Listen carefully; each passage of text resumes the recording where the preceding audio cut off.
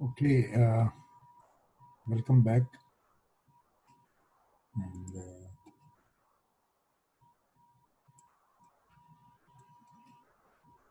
before I move on, is there any question ताकि थोड़ी देर में और जब तक लोग आते हैं तो we can अगर कोई सवाल है आपके जहन में तो please feel free to raise your questions if you have.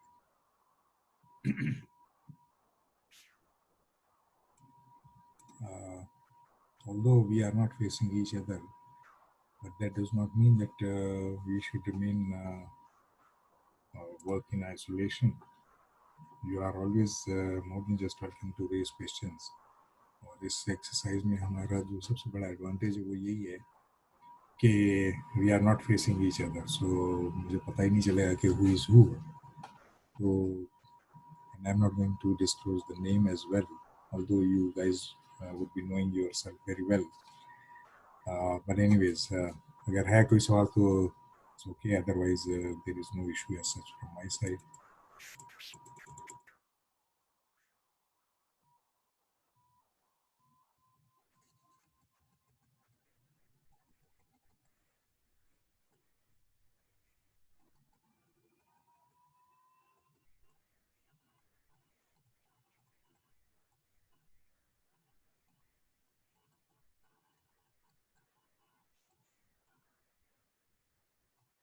So we were done, we were here before being disconnected. So now we move on to another knowledge area, which is schedule management. तो जिसको time management भी कहेंगे, इसको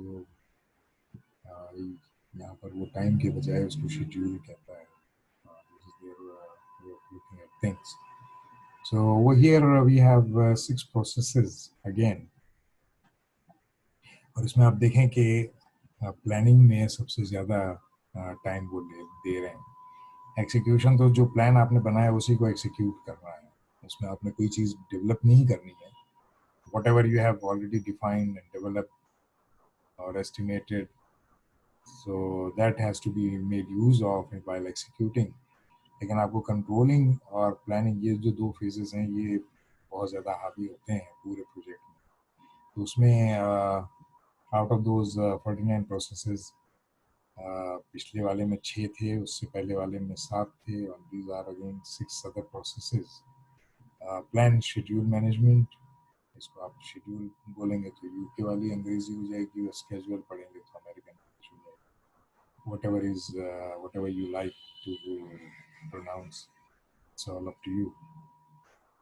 Then plan, schedule or schedule management, define activities, sequence activities, estimate activity duration, develop schedule and control schedule. अब ये जो इसमें schedule management में जो ये sequencing and estimating and defining and developing, ये जब हम एक्चुअली जब हम टाइम मैनेजमेंट या शेड्यूल मैनेजमेंट जब हम पढ़ेंगे तो वहाँ पर ही आपको ज़्यादा अच्छी तरह समझ में आ जाएगा कि what exactly does it mean. So you don't have to worry about it. हम अभी जो हम सिर्फ इन 49 प्रोसेसेस को देखने की कोशिश कर रहे हैं. तो इसमें पिछली वाली जो स्कोप मैनेजमेंट थी वो भी आपको प्लानिंग और मॉनिटरिंग एंड कंट्रोलिंग भी नज़र आ रहा था.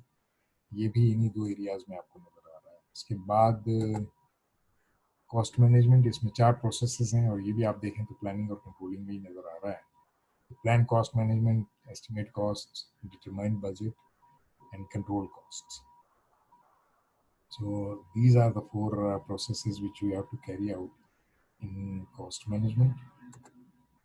Then we have this quality management. तो इसमें प्लान क्वालिटी मैनेजमेंट आपने प्लानिंग फेज में किया, लेकिन आपने ड्यूरिंग एग्जीक्यूशन मैनेज करनी है क्वालिटी. क्वालिटी को किस तरह से मैनेज करना है, you have to keep an eye on like the activities which are going on while execution. तो उसको मैच करते रहना कंटिन्यूसली प्लानिंग के साथ. जो प्लानिंग मैनुअल आपने बनाया था, क्वालिटी मैनुअल जो इसके लिए, उसके साथ उसको आपने कंटिन्यूसली मैच करना है. And once it is being managed, तो ड्यूरिंग दैट सेम टाइम अगर कहीं कोई गलती हुई है तो यू कंट्रोल इट अगर कहीं प्रोसेसेस में कोई एम्बिग्विटी या कोई डुप्लीकेशन या कुछ इस तरह की कोई चीज़ हो रही है, तो you have to continuously monitor it and control it. Then we have resource management. इसमें भी आपको 6 प्रोसेसेस नज़र आ रहे हैं. तो plan resource management, estimate activity resources, acquire resources, develop team, manage team. अब यहाँ पर एक दो चीज़ें ज़रा सी थोड़ी सी मतलब आपको बड़ी अजीब सी लगेगी कि ये पता नहीं किस तरह से इस तरह की टर्मिनोलॉजीज इन्होंने ईजाद की हैं. लेकिन जैसा कि मैं पहले बता चुका हूँ कि these words have been made use of after very thorough deliberation by the top gurus of project management. ये ऐसा नहीं है कि किसी के जहन में आया कि इसको यूं नहीं यूं होना चाहिए तो उन्होंने उसको उठा के वो नाम दे दिया हो. They have gone through rigorous exercise. इसके मिसाल यूं समझ लें कि I studied in 2004 for the first time.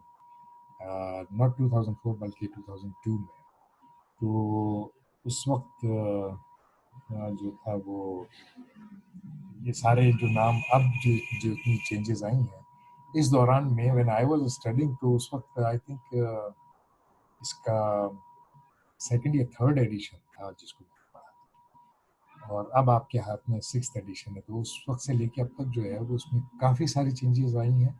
और अभी जो लेटेस्ट जो चेंज आई है वो एक और नया कॉन्सेप्ट इन्होंने इंट्रोड्यूस किया है, which is agile project management. तो एजाइल प्रोजेक्ट मैनेजमेंट जो है उसका बहुत ही brief overview I will be giving you at the end of the course इंशाल्लाह, if I'll be alive and you guys will be not bored as such. So we might go through that inshallah. So अब यहाँ पर जो एक मेरा आपसे just food for thought कि develop team and manage team. What is the difference between developing team and managing.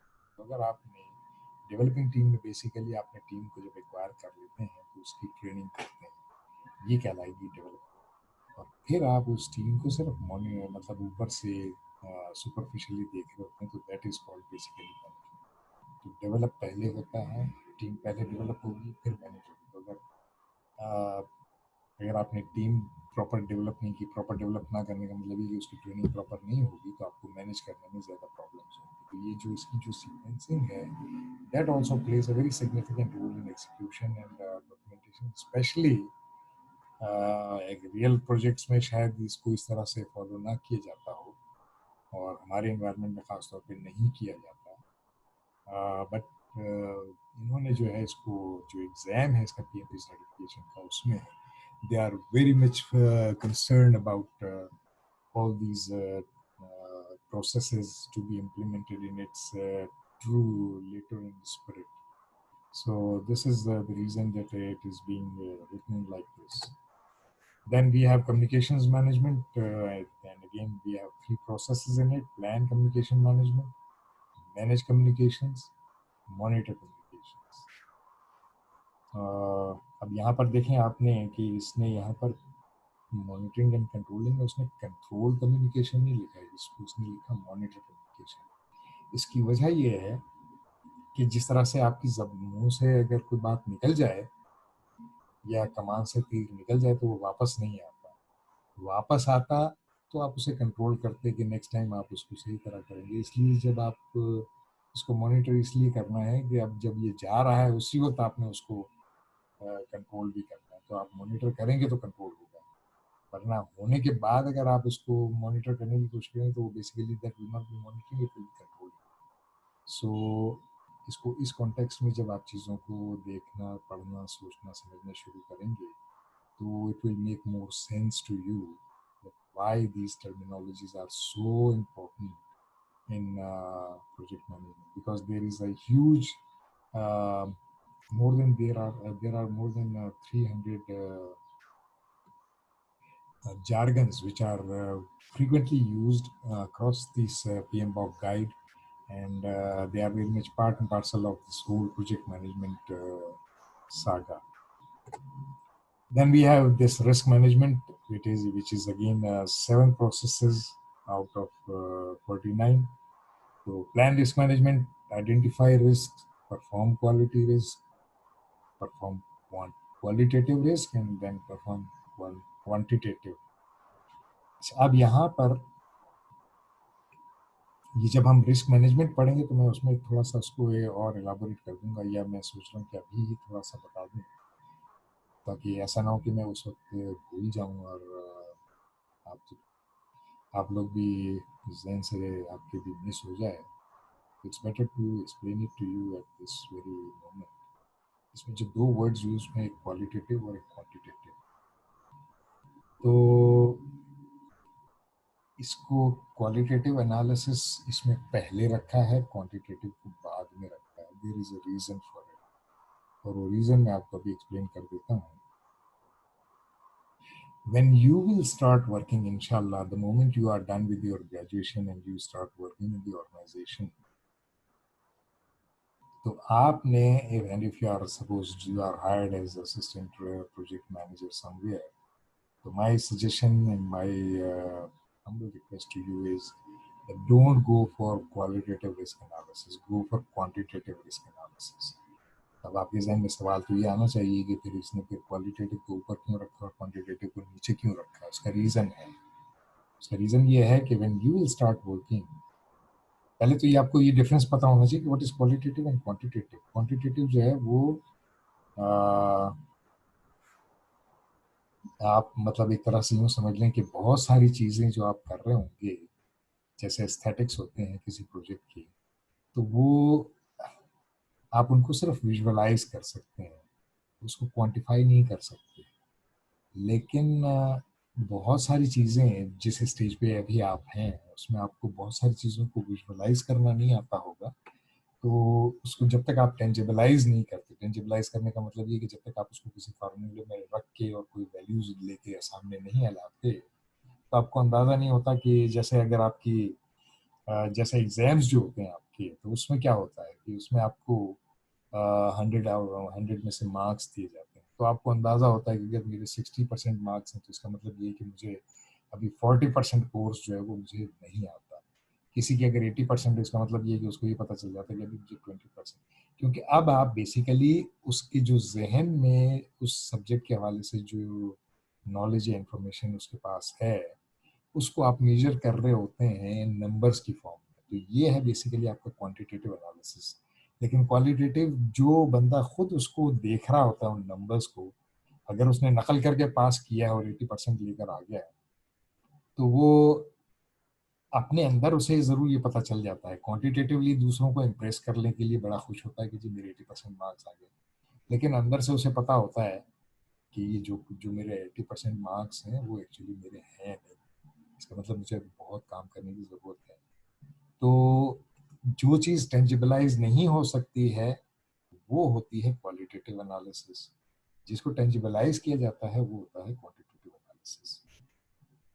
तो आपसे मैं ये क्यों कह रहा हूँ कि आप इसको क्वांटिटेटिव एनालिसिस करेंगे पहले, किसी भी प्रॉब्लम को, किसी प्रोजेक्ट पे जब आप काम करेंगे तो उसका क्वांटिटेटिव एनालिसिस ज़रूर पहले करें. इसकी वजह है कि जब वो टेंजिबलाइज होगा तो आप अभी, क्योंकि अभी अभी you are very much in the learning stage, तो you are not in a position to visualize part of your things.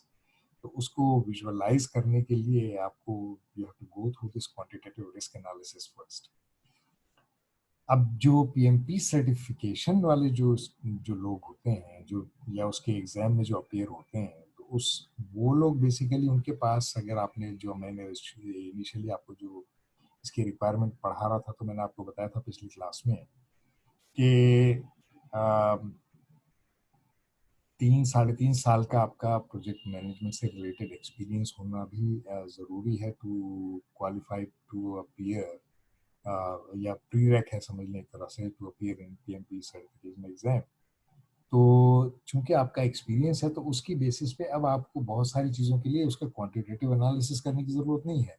You go through this qualitative analysis. Qualitative analysis में based on your past experience and lessons learned document which you have already read, written for similar kind of projects, so you are in a better position to come up with a gut feeling that what kind of risks you are expected to see in this project.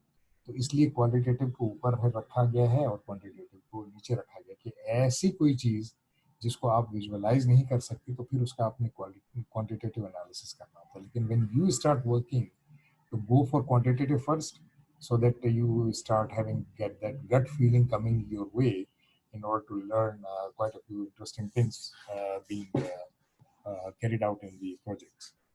So I think that I made my point. If you feel like that you are unable to understand what exactly is still it, you are free to raise questions.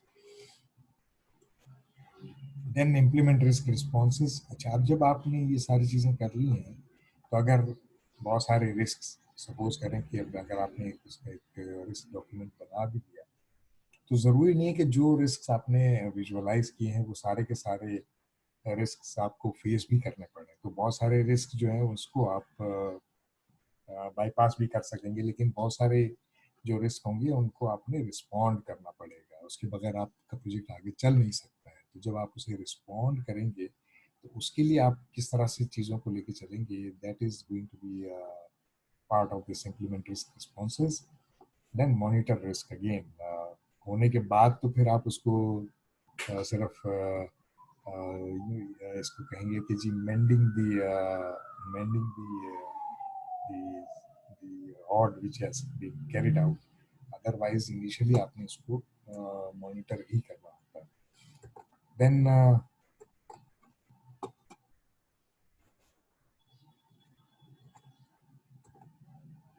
this procurement management. तो इसमें आपके पास तीन processes हैं: plan procurement management, conduct procurement management and control procurement.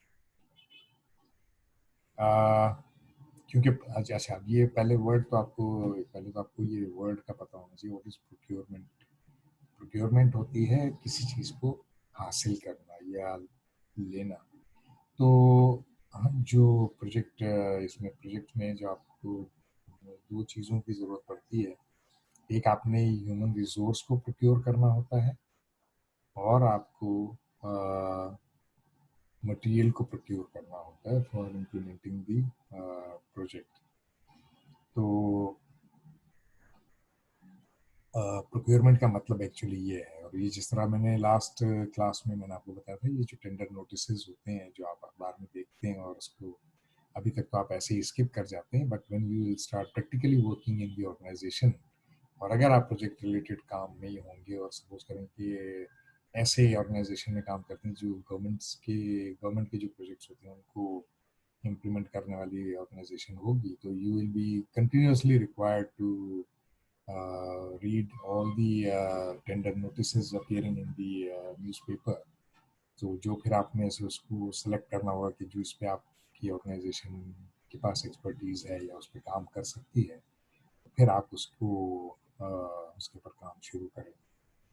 So this is the reason why this procurement management is also equally important, and it makes a very huge chunk of this whole exercise of project management.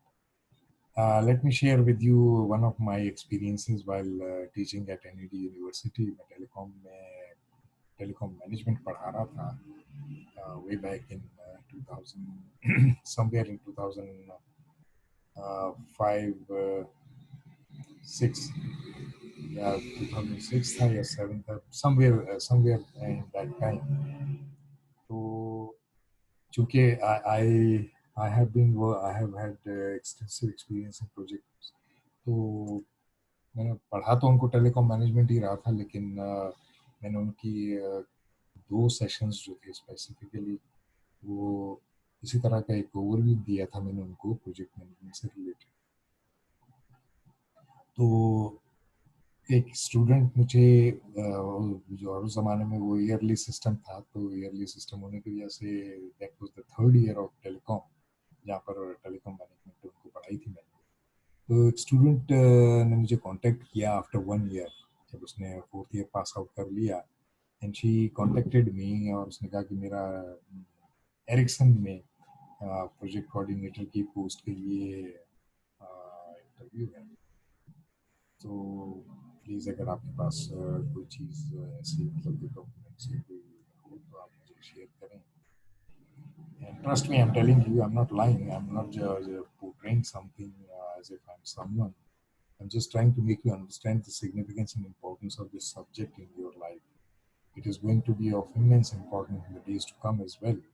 So इसको just go through नहीं करना है. Try to get hold of the subject as much as possible. तो मैंने उसको जब document दिया तो ये इंटरव्यू की प्रिपरेशन हो गई, उसने उसको पढ़ भी लिया होगा जो भी किया जिस तरह से भी.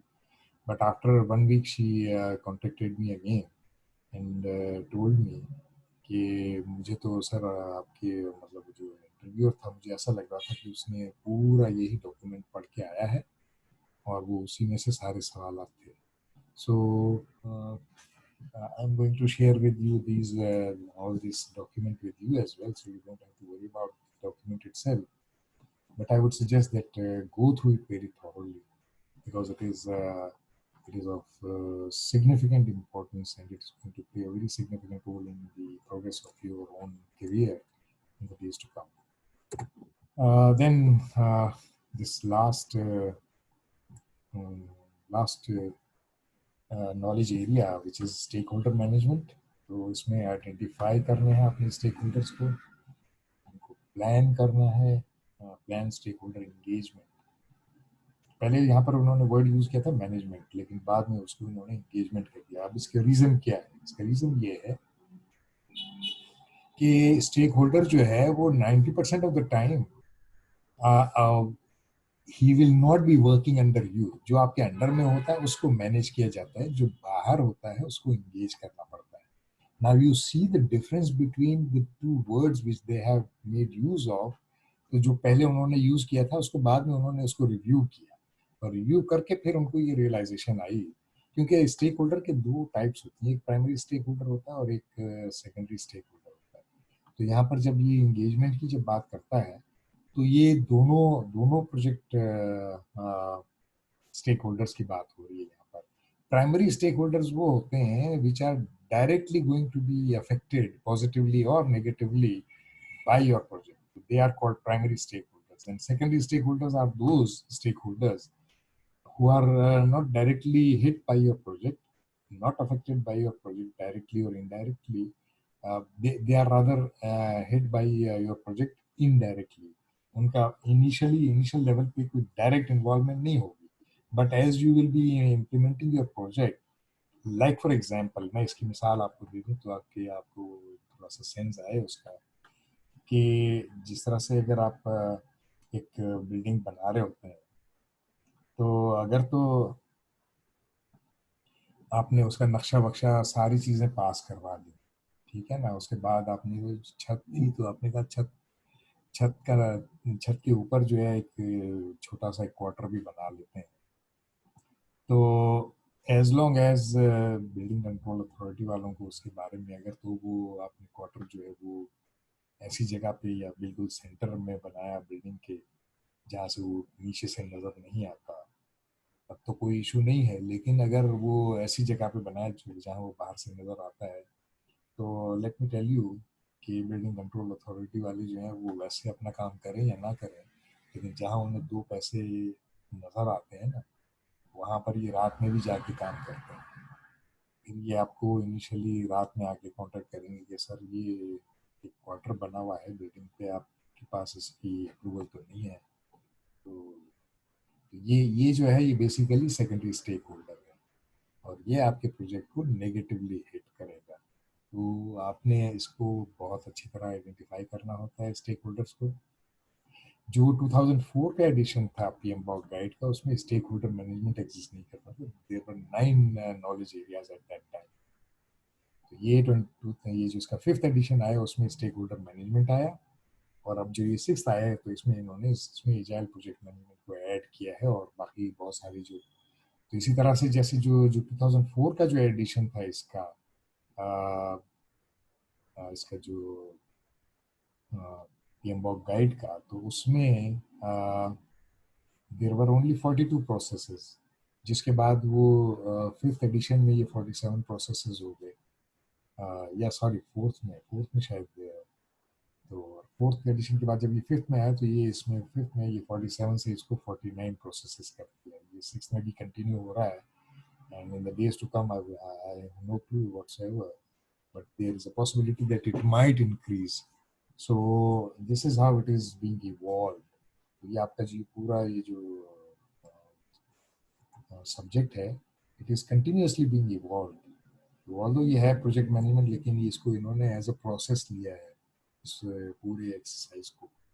बिकॉज जो जिन्होंने इसको शुरू किया था, हो सकता है उसमें बहुत सारे लोग मर भी गए हों, तो उनका तो अपनी लाइफ का प्रोजेक्ट तो कंप्लीट हो गया, लेकिन चूंकि ये प्रोसेस है, उसको जो आने वाले हैं उसको वो कंटिन्यू कर रहे हैं। तो probably there is a possibility that one of you might be at a later stage in life become PMP certified and become very much part and parcel of the PMI Institute, and you can start contributing. God knows who knows, and you can also very much you can also become very much part of PMI in the days to come. So my best wishes are for you guys, and I would love if someone should be part of it. But anyway, so this is how these processes are carried out. Now, अब ये है, we are now getting into further details. So the tip of the iceberg syndrome. Project management, इस diagram को देखें अगर, तो आपको एक मूवी थी टाइटैनिक, उसकी मैं याद दिलाना चाहूँगा। तो टाइटैनिक जो डूबा था, वो आइस उसको उसको जिसने जिसने आइसबर्ग को पहली दफ़ा आइडेंटिफाई किया था, उस वक्त उसे वो बहुत दूर नज़र आ रहा था, और उसको वो सिर्फ ये वाला पार्ट नज़र आ रहा था। This was the part which he was looking at that time. तो उसने कहा कि सब अच्छा है, लेकिन आइसबर्ग जो है वो हमेशा नीचे जो है वो बहुत बड़ा होता है, और एग्जैक्टली वही चीज़ टाइटैनिक के साथ हुई थी। तो ये मैं इसके ऊपर एम्फेसाइज इसलिए कर रहा हूँ कि नॉर्मली अगर आप लोगों से बात करेंगे तो वो यही कहेंगे कि project management no big deal, the authority and working of a project manager is again is not that difficult to manage, or something like that. But actually it is tip of the iceberg syndrome. और उसमें ये है कि many of the problems, ये आप नीचे पढ़े हैं, इसमें तो लिखा हुआ है कि जी many of the problems associated with project management will surface much later in the project and result in much higher costs. तो ये बहुत देर में आपको पता चलता है कि आपका जो शिप है वो आइसबर्ग से टकरा चुका है, और उसमें जो जो चीज़ें रोल प्ले करती हैं इस पूरे प्रोजेक्ट एक्सिक्यूशन में, वो ये प्रॉब्लम्स हैं। Delegation of authority to the project manager. जब आप प्रोजेक्ट मैनेजर को अथॉरिटी दे देते हैं टू एग्जीक्यूट द प्रोजेक्ट, तो आप समझते हैं कि जी मेरा प्रोजेक्ट जो है वो बन जाएगा, लेकिन आपको नहीं पता कि उसके बाद within the organisation executive meddling शुरू हो जाएगी, एक दूसरे की टांग खींचना। तो ये जो जो भी जितने भी लोग डायरेक्टली या इनडायरेक्टली इन्वॉल्व होंगे, वो सब एक दूसरे की टांगें खींच रहे होंगे। ये होंगे बेसिकली आपके स्टेक होल्डर, और नेगेटिव स्टेक होल्डर्स होंगे। Lack of understanding of how project management should work. अब अगर आपने एज अ प्रोजेक्ट मैनेजर काम शुरू तो किया, but if you don't have the right tools and techniques of making use of the project knowledge areas and process groups in its totality, so there is a possibility that you might end up with failure in your project. And last but not the least is the lack of training in communications and interpersonal skills. This is the most important part, जिसको हम जिसमें आप जिसके हवाले से मैं ये बात इसलिए भी कह रहा हूँ कि when I was teaching business communication and ethics in MED way back in 2005, तो उस वक्त भी जो है वो, और इस वक्त भी जहाँ अभी PFT में जहाँ मैं पढ़ा रहा हूँ, तो वहाँ पर भी मेजोरिटी स्टूडेंट्स जो है वो ये कम्युनिकेशंस एंड इंटरपर्सनल स्किल्स जो है उसको कहते हैं कि ये this is not a big deal. हम जो अभी तभी से जो बातचीत करते हैं, that is good enough for us to communicate our message through, but that is not basically communication. Communication is very much deep rooted. और अगर आपने कम्युनिकेशन बिजनेस कम्युनिकेशन की अगर बुक पढ़ी हो, मर्फी की बुक है, तो उसमें इसमें एक पूरी एक लेटर बनी हुई है, उसमें 10 स्टेप्स हैं। तो जब से जो सबसे उसका जो टॉप स्टेप है वहाँ पर जो है वो कम्युनिकेशन का वर्ड आता है। बताने का मकसद इसमें ये है बेसिकली कि communication is very very important. If you know the art of communicating your message through, you are done. Because जितनी भी organizations के जो top brass होते हैं, what they normally do, they just sit in their seat and sign, and just by signing they are making like maybe hundreds of thousands of dollars, even sorry, rupees in Pakistani term and dollars in the American term. तो वो जो इतना पैसा जो कमा रहे होते हैं, तो उसकी वजह ये है कि उनका जो सिग्नेचर होता है, it is purely based on their understanding of the document which is coming their way, कि वो उस document को बहुत सरसरी देखते हैं, and the moment they see it, they come to realize what is expected to be inside, and based on that understanding they just sign the document. And और उनका जो सिग्नेचर होता है वो या तो ऑर्गेनाइजेशन को ऊपर लेकर आता है या उसको भट्टा बिठा देता है।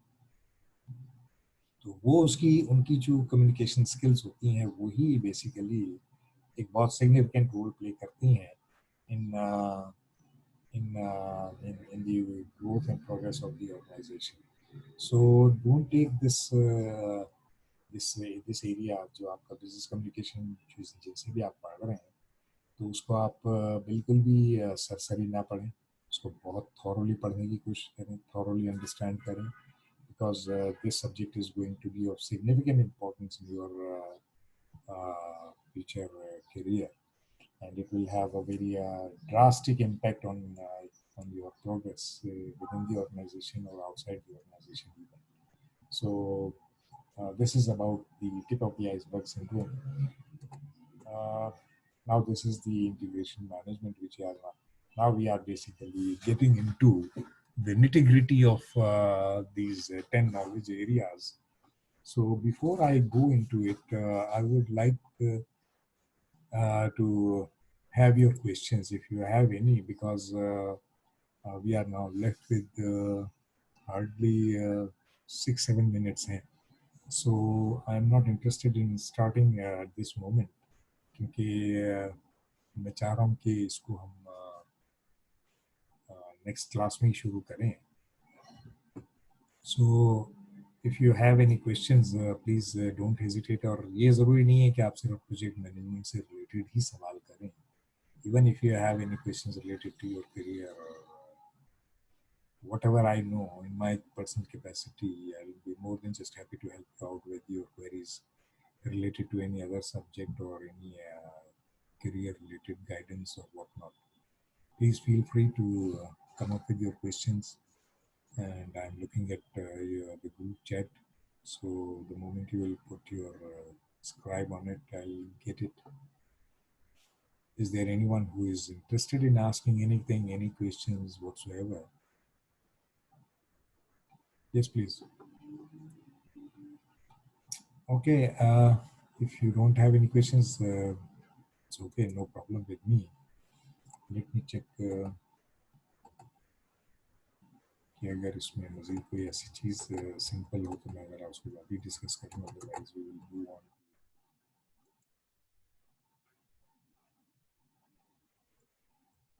Yes, okay. लेट्स अभी 5 मिनट हैं तो उसमें मैं आपको ये डायग्राम एक्सप्लेन कर देता हूँ. Now you see again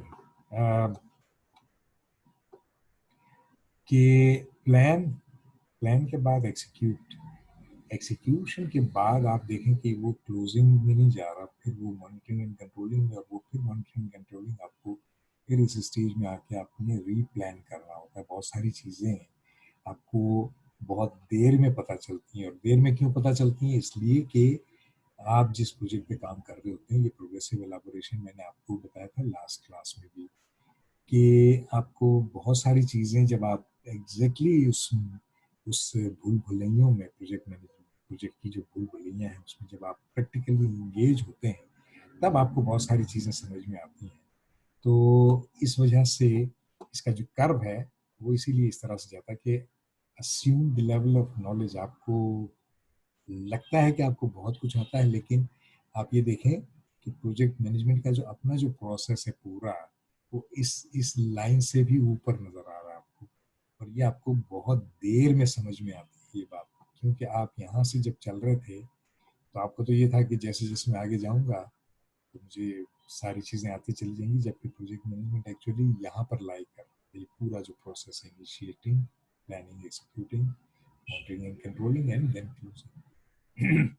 So this is your assumed level of knowledge, and this actually is happening as you keep on moving. Only then ये आपका ये जो प्रोजेक्ट मैनेजमेंट पूरे जो ये प्रोसेस है, ये कहीं यहाँ कहीं जाके आपकी ग्रिप में आना शुरू होगा। उससे पहले अगर आपकी अंडरस्टैंडिंग है तो don't consider that you know each and every single thing which is coming your way. So this is a diagram which I wanted to share with you. इस diagram को I think okay, when a team comes from audit of your project, how to deal with them. Okay, इसमें ये है कि जो आपने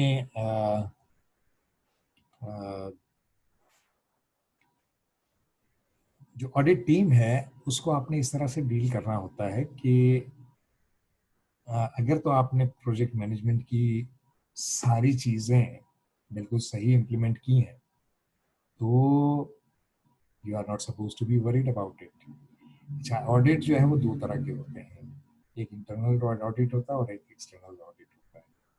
ठीक है, तो project manager, as a project manager और as a good project manager, it is your responsibility कि आप अपनी जो मॉनिटरिंग एंड कंट्रोलिंग की जो टीम है, जो कि क्वालिटी और इन सारी चीज एरियाज को बहुत थॉरली देख रही होगी, उन दोनों को आपने इस तरह से इंटीग्रेट करना है कि they should keep a very keen eye on the overall execution of the project right from initiation up until the close of the project. और अगर वो टीम स्ट्रांगली अपना काम कर रही होगी तो आपको अपनी जो पूरी प्रोजेक्ट को जो लेके चलना है, उसको मैनेज करना है, आपका काम बहुत हद तक सिंप्लीफाई होगा. But it is easy said than done. Practically जब आप किसी भी चीज़ को इम्प्लीमेंट करने जाते हैं तो trust me, I am telling you कि जिन लोगों को आप अपना दोस्त समझ रहे होते हैं प्रोजेक्ट के शुरू में, वो आपके सबसे बड़े दुश्मन साबित होते हैं when you practically start executing the project. वो बहुत सारे लोग जो है वो पीछे से वार करने वाले मिलेंगे. Unfortunately it is a grim reality. और हमारे इन्वायरमेंट में ये प्रॉब्लम्स जो हैं वो ज़रूरत से ज़्यादा है. वेस्ट में इतना ज़्यादा नहीं है क्योंकि वेस्ट में each and every single individual is equally responsible. जो पूरी टीम है वो पूरी रिस्पॉन्सिबल होती है, और वहाँ पर वो जो कल्प्रिट होता है उसको आइडेंटिफाई भी करते हैं और फिर सज़ा भी फिर उसी को मिलती है जो मेन कल्प्रिट होता है. यहाँ पर जो है आप जब जाएंगे ऑर्गेनाइजेशंस में तो आपको एक चीज़ और मिलेगी कि अच्छा किया तो मैंने किया. आपका बॉस जो वो ये कहेगा कि अच्छा किया तो मैंने किया, बुरा किया तो मेरे सबऑर्डिनेट ने किया. So right steps to make a team. Okay, ये जो राइट स्टेप वाली आपने जो बात पूछी है, ये जब हम एचआर मैनेजमेंट जो आगे जो कि रिसोर्स मैनेजमेंट में अब कन्वर्ट हो गया है, we will be discussing about it in that part, so you don't worry. उसको मैं बिल्कुल आगे डील करूंगा. Your answer will be equally answered, there is no issue as such for the time, because now I am left with less than 1 minute even. So इसको ये और ये वाली जो इसके बाद वाली जो डायग्राम है, this one which I'm talking, this diagram जो है इसको मैंने अभी जो लेटेस्ट पीएमआई बॉक वाली पीएम बॉक की जो डायग्राम है वहाँ से मैंने इसको कॉपी कर लिया, तो वो मैं नेक्स्ट टाइम आपको वो वाली दिखाऊंगा. इसमें 10 नॉलेज एरियाज आ तो रहे हैं लेकिन उस तरह से नहीं आ रहे हैं जिस तरह से एक्चुअली पीएम बॉक ने अपनी जो इसको दिया है. So this is it for today. Thank you very much for your time and hope to see you back on Wednesday inshallah at 5 p.m. in the evening. Thank you very much for your time and Khuda Hafiz.